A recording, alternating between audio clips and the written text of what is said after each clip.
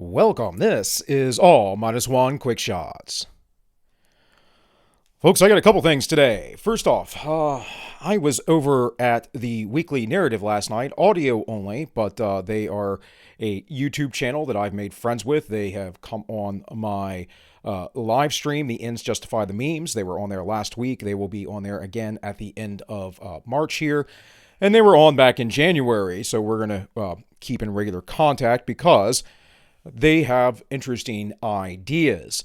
And though sometimes I may disagree with someone's ideas, I am not one to throw the baby out with the bathwater. And you should not be either. And I bring that up because I had a conversation with somebody else earlier this week.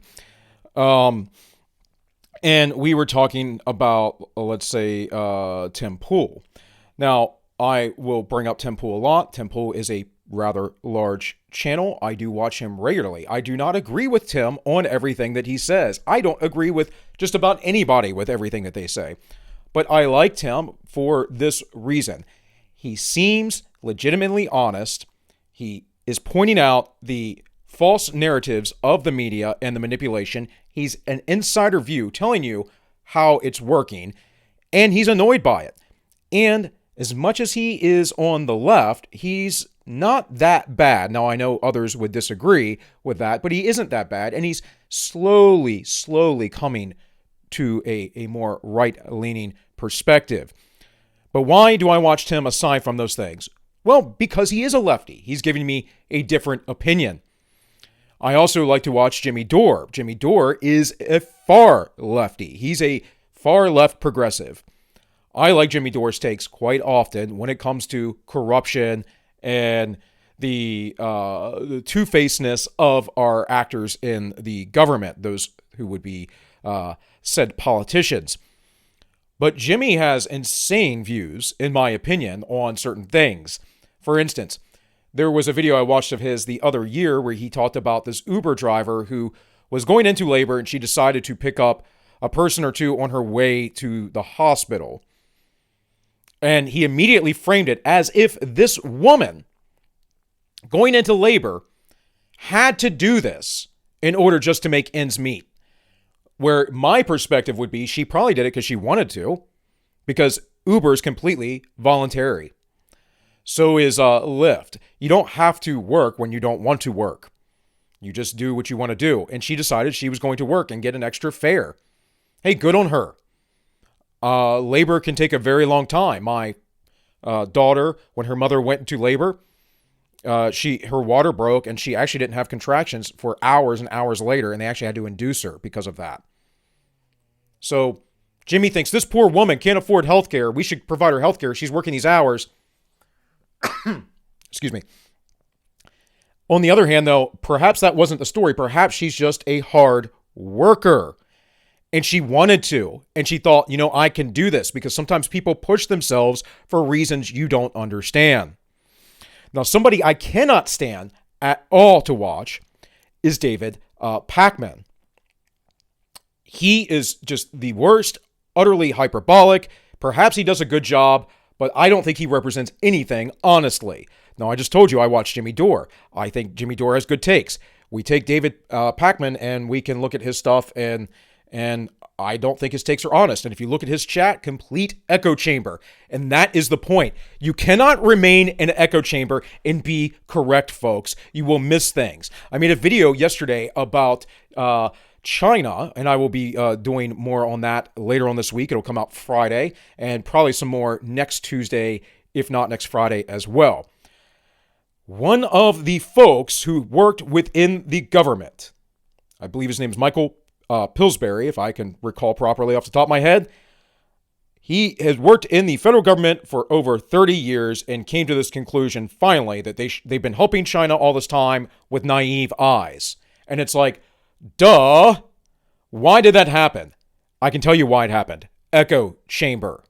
You will miss things when you decide not to expand into other directions. You must do this. It is what happens when you become singularly minded and singularly focused.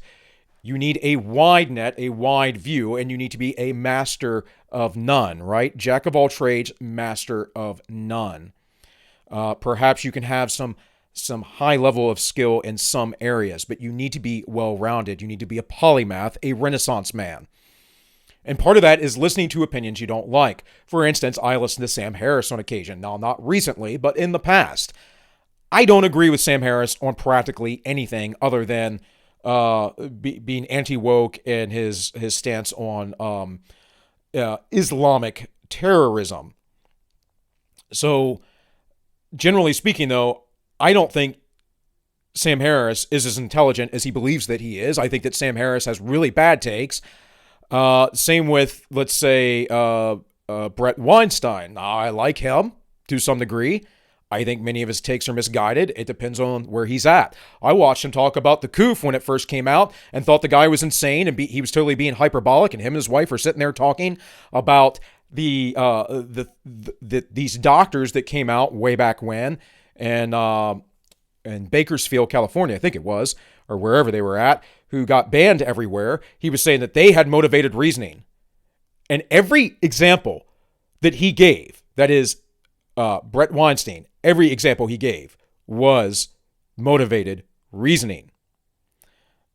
It was absolutely insane. And I don't mean of the doctors, I mean of himself. Just completely insane, completely unself-aware. And again, I bring up this point because you must do this. You cannot just watch people who you agree with. You have to get outside of your comfort zone. One of the reasons why I often talk about Tim Pool and I like Tim Pool is because he is good for the normies. He is good to present information to people. It's like watching Ben Shapiro. I'm not a huge fan, but Ben Shapiro does bring a different perspective to people. He's accessible to folks. I talk about Steven Crowder. He's accessible to folks. I like Crowder. I think Crowder's funny. I think Crowder misses the mark on a lot of stuff. Why do I watch these folks? Because I want to know what they are thinking and what the conservative Inc. or the normie world is thinking. Why do I watch Tim Pool? Because Tim Pool does have good takes sometimes. Tim Pool is somewhat aware. Tim Pool is just afraid to go down the rabbit hole of conspiracy. Right? He's afraid to say, well, this is connected to that. And he'll say often, well, no, it's a standalone complex. And it's like, dude, you are way too naive and you've been way too involved with this. And one of your friends who's on the show regularly, his live show that he has almost every night, Luke Rakowski, he's not afraid to go down the tinfoil. But again, I bring this up because you need to expand your mind into different fields. I know that someone brought up Jeremy and Delaney on the Weekly Narrative on Don the Pleb show in a chat thing, and I don't know what their problem was with them, but again, guys, you need to be open to opinions that are not yours, and you cannot be slavishly following a singular individual or just a handful of people. You need to expand out as much as possible, or you will miss something. We cannot remain in echo chambers. And to that point on Jeremy and Delaney's show, the Weekly Narrative, guys, go check them out. I'll leave a link there today in the description of this. There was a caller that called in and it started talking about the concept of whiteness and how it was all cultural and it wasn't really racial and anything else. Now, I talked about this with them. We dissected this over a course of 2 hours with some other topics. And it is completely racial or ethnic, however you want to put that. And the reason why is because it is to stab at America's original sin, if you would, as the normie perspective would say. Of course, it's everyone's original sin because slavery was a thing that existed forever throughout humankind and was recently abolished, though not globally. There are slave markets now currently in Libya. There are slave markets all over the world. In fact, especially in the Middle East and in Asia, there is a lot of sex trafficking. That is slavery, folks. There's all kinds of slavery that still exist. We fought to get rid of that in the Western world because we thought that it was evil. And when the folks in the woke sphere talk about whiteness, they are talking about your ethnicity, but they're also talking about your culture, which is part of your ethnicity, correct? They're talking about science. They're talking about logic. They're talking about hard work. They're talking about Christian ethics and morals. They're talking about the ideas of freedom, of individualism, anti-collectivism. They're talking about all of these things. And we know from the history of Marxist writings that this is a purposeful tool. This is an active measure taken to divide people. It is purposeful. So that person on the show, they were talking, and I just thought the whole time, man, I don't want to disparage this person, but they sound like, an effeminate, woke, progressive. And they're just justifying their stupid ideologies. The end. And I didn't say all that on the show, but that's what they were doing. But the point of it, too, with the active measures is to demoralize everybody. And it's to make some folks the bad guys, folks like me, who are independently minded, who's basically a heterodox on everything, and believes very much in freedom and the ideas of classical liberalism, that is liberty, letting people be, minarchism, having minimal government, small communities that help each other out, that kind of thing. Because I understand that there's a balance between the individual and the collective. The wokeists do not. They only see the collective, and that makes a global community. And that is insane, folks, because people over in Bangladesh or people in Moscow or people all the way down in Buenos Aires do not have anything to do with your life. The global community is a farce. It is only true in as much as that there are elitist oligarchs out there who control everything, and they get together and they discuss how they're going to run their nations and the world. Now, another thing is that the left likes to, of course, demonize those who aren't woke with them as Nazis and all these other things, and we're all horrible people. The problem is that the left are the Nazis, and I don't mean this as, they're actually technically the Nazis and they're technically the racist. Well, I would say that is true, but I mean, Nazism, right? Fascism is a left-wing ideology. It's a collectivist ideology, just like communism. They talk about this in their writings, and that nothing exists outside of the state itself. There is no history. There is no human history. There is not an individual outside of the state. This is in their writings very explicitly clear. And in the early part of the progressive era of the 20th century, all of the leftists praised Nazis. Look at the writings of Bernard Shaw or Bertrand Russell, or what FDR had to say about Hitler's regime. Look at what folks thought about it. Look what Orwell wrote about Hitler. Right? Mussolini, we could get into that, but the problem is that the Italians were basically ineffectual. I don't know if you are aware of the Japanese anime called Heptalia, which literally basically means useless Italy, or idiotic Italy, because in the Japanese perspective, Italy was like what in the West or the Americans would consider the French. I give up constantly. They were just completely inept at doing anything. On the other hand, the Germans were not. They were quite efficient, but I think that their eyes were bigger than their stomachs, if you would.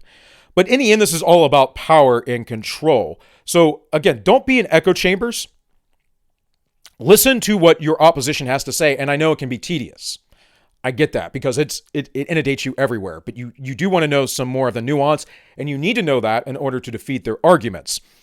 The other part of this, again, like I said, is power. And this person that was trying to justify wokeness, or the idea that whiteness is a thing that's not necessarily racial, it's cultural. And I get it, man. It is cultural. We all saw the infographic from the Smithsonian.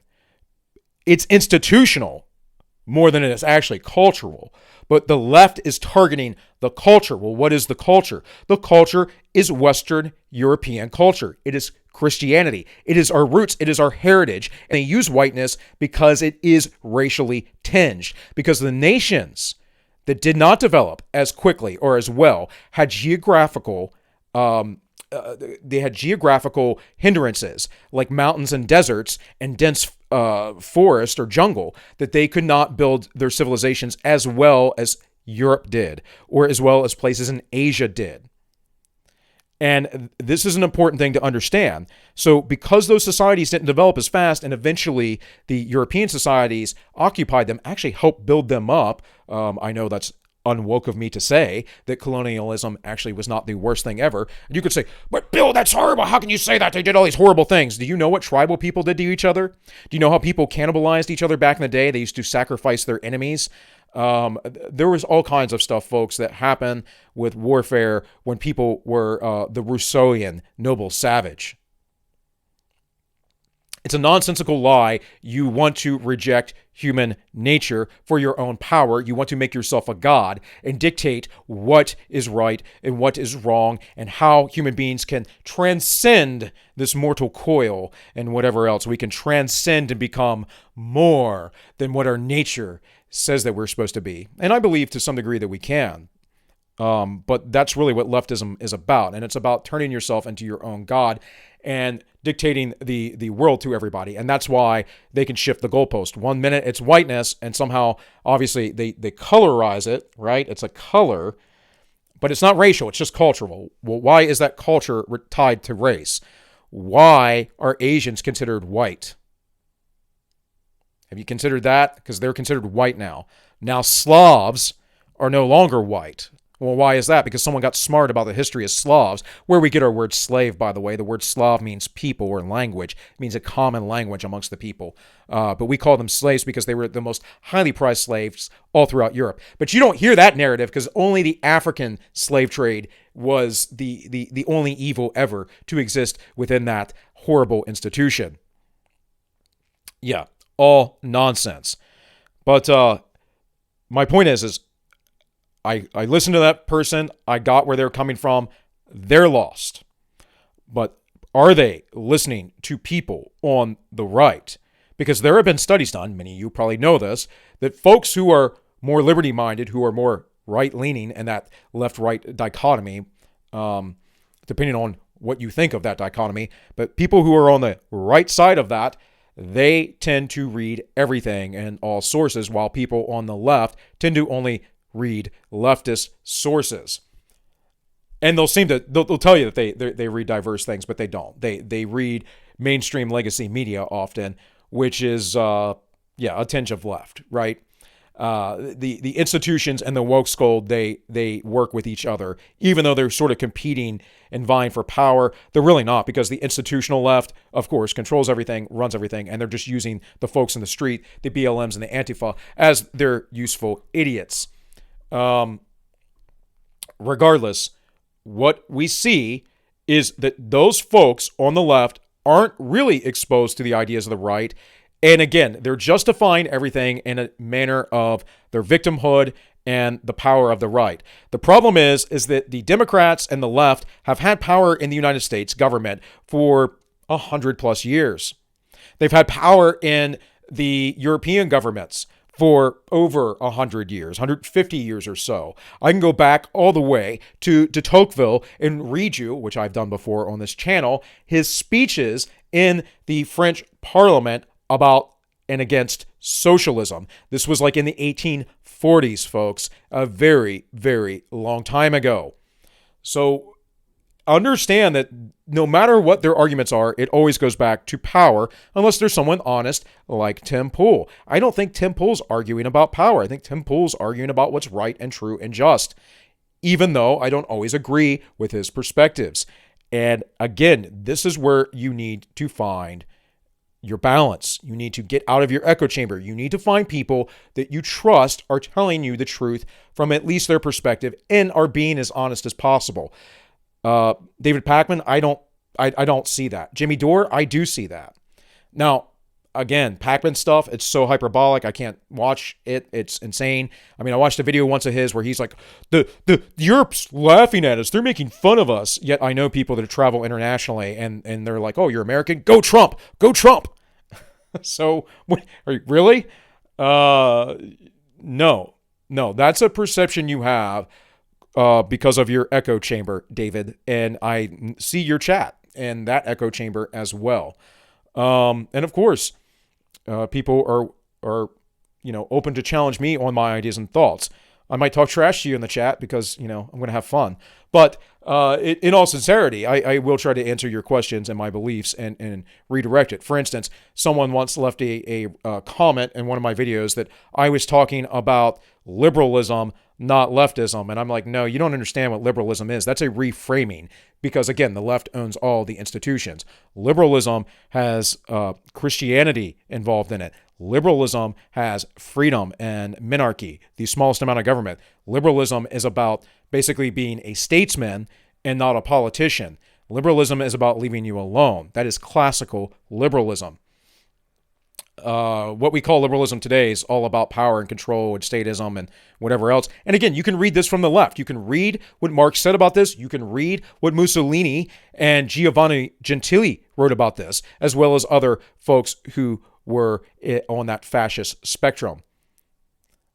Liberalism is laissez-faire capitalism, free markets, small governments, free people, independence, collectives with individuals inside of them, small collectives, communities, like I said.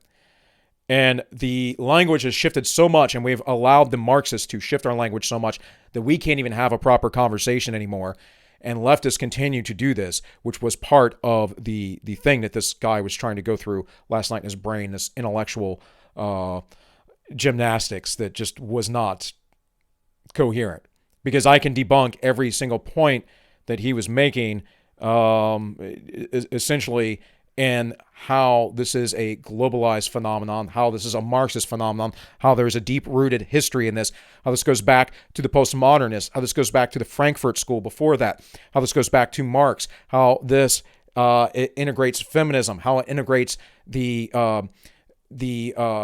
communist Negro coalitions in the early days with guys like Manning Johnson writing about that, how the Black Panthers are a part of that, how all these groups tie in together and they all have one goal, guys. It's world communism. Now, we could get into the idea of this Hegelian dialectic with all of that, and that we won't have pure Marxism. You know, we can look at China, whatever the Chinese model is right now. That's pretty much what we're looking at for the rest of the world. But again, just some thoughts. Like, you need to just go listen to people who you don't agree with sometimes, who annoy you. You know, there are dozens and dozens of channels that I watch. All of them I cannot catch regularly, but I don't always agree with them, even if we're on the same team, more or less. And I'm not one for team sports when it comes to this stuff, but it's getting to that point where we need to know who our allies are and who our enemies are. We can work out the details later. And so, to my mind, Tim Pool is actually an ally. I don't think he's going to ally with the progressive far left, even though he might be a leftist. Maybe you don't like that. Maybe you'll unsub me because of it. That's silly, guys. It's absolutely silly, because you don't like an opinion, you would no longer listen. That's absolutely absurd. You will never grow as a human being that way. And you will always be caught in an echo chamber, and you will always be underprepared. You have to be able to listen to the unmitigated truth from any voice. And if it's not the truth, you have to be able to discern if it is or isn't. So again, what is the point of all this? Well, the point is, get out of your echo chamber. Whether it be on the woke side or the liberty side, whatever it is, make sure you are getting a proper amount of give and take back and forth, and what you are digesting as far as media goes. Because if you go so far to one side, just like any expert who studies something too much, you will be blindsided with knowledge that you did not know was out there. And you are less likely to be wrong the more diverse opinions and knowledge you are exposed to. So guys, that's pretty much all I have for today. With all that said, this has been All Minus One Quick Shots, and I wish you all well.